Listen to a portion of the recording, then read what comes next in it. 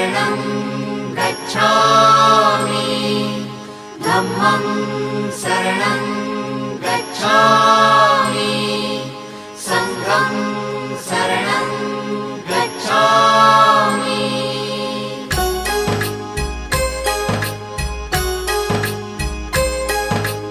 बुद्धं शरणं गच्छामि धम्मं शरणं गच्छामि संघं शरणं गच्छामि। त्याग मूर्ति तू शांत चित्त तू योग रूप संसारी दया प्रेम अन मानवतेचे प्रतीक तुझी ईश्वरी